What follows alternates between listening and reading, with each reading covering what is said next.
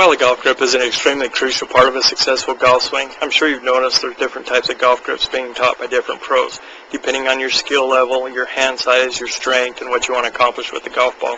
In this golf grip tutorial, I'm going to cover the different golf grip positions, their pros and cons, and give you the options so that you can choose which golf grip would work best for you.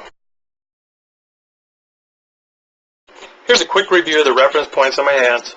I have a D on the callus at the base of this pinky for distance. I have an N for neutral, a C on my heel pad for control, a dot at the base of my index finger as a pivot point, a dot at the base of this pinky, a dot on the second knuckle of my index finger, my lifeline's marked. My snuff box is marked at the base of my wrist where it hinges in between two tendons in the pocket.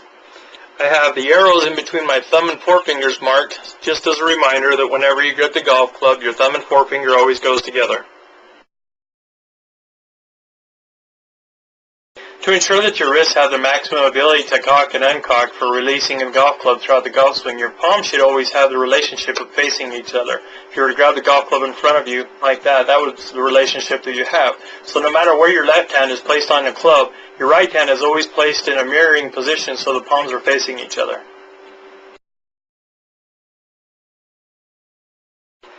The right hand grip is a finger grip. The club runs across your hands at an angle from the base of your pinky to the second knuckle on your index finger. Your lifeline right here goes on the top right side of your thumb. When you grab the club, you make a question mark with your index finger with your thumb and forefinger together, and that supports the club in the backswing.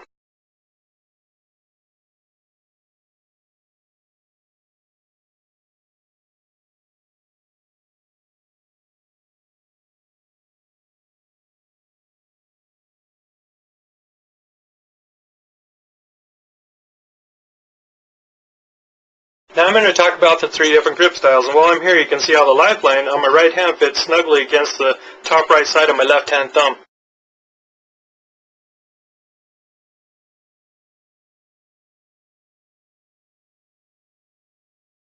This grip right here is called a 10-finger grip. This is good for people that need more leverage, especially like little kids. The only drawback is to it is if you get your hands loose and let them get farther apart, you don't get good release and good club head speed.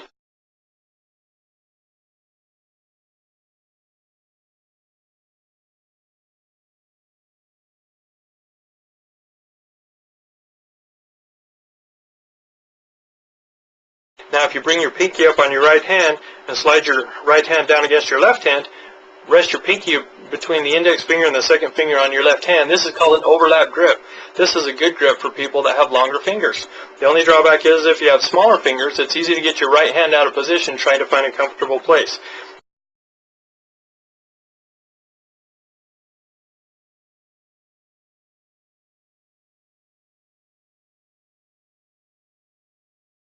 Now if you bring your index finger up on your left hand and your pinky up on your right hand and you lock them together like that, that's called an interlock grip. This grip is good for people that have shorter fingers. The only bad thing is it's easy to get the grip too far into the palm of your right hand.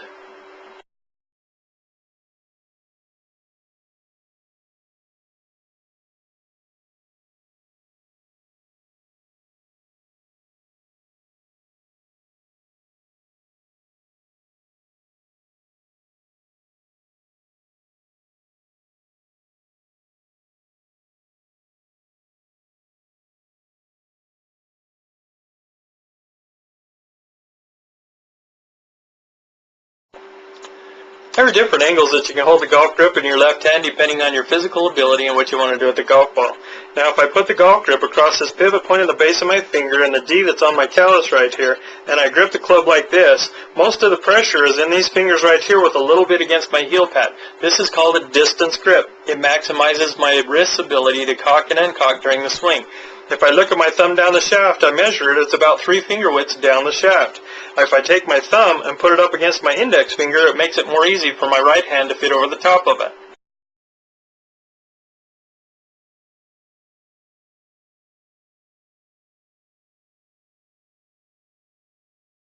Now if I put the golf grip on that pivot point across to the end and I grab the club is still underneath my heel pad right here.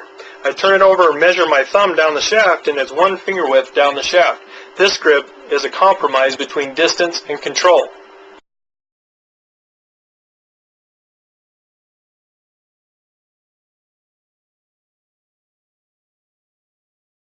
Now if I put the shaft on the pivot point and I run it across that C and I grab this grip like this, it's still firmly in my hands, but it's no longer underneath my heel pad, it's on top of my heel pad.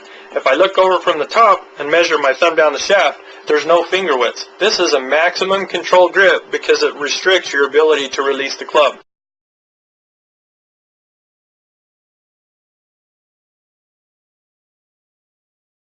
Looking at the top side of my left hand, holding the club face square to the target, with the snuff box on the right side of the grip like this is considered a strong grip. This arrow right here will point towards your right shoulder. This would be a good grip for anybody that sliced the golf ball.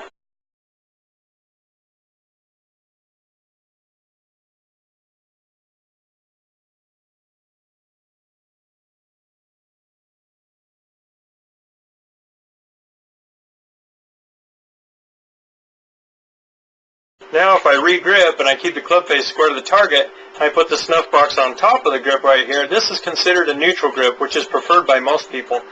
This arrow right here will point towards your right ear.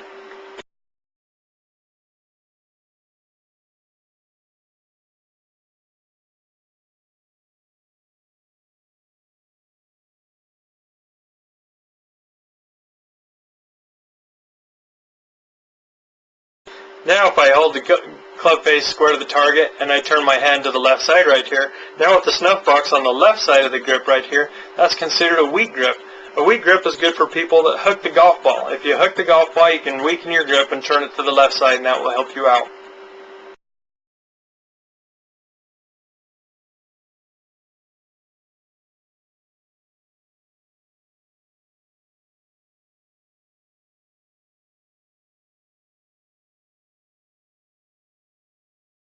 Now in summary, just remember, whether you use a 3-finger distance grip, a 1-finger neutral grip, a no-finger control grip, a weak grip, a neutral grip, or a strong grip, where the left hand goes, the right hand follows.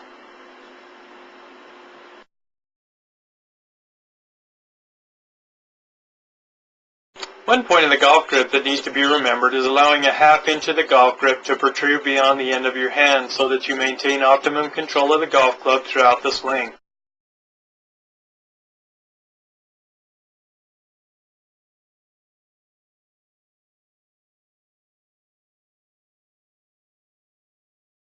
Once you have your golf grip, your hands should feel snug and unified. If they don't, go ahead and ungrip and regrip. Make a slight adjustment if necessary. Until your hands feel snug and unified also, don't grip the club any tighter than is necessary to maintain complete control of the golf club throughout the entire golf swing while maintaining a steady grip pressure.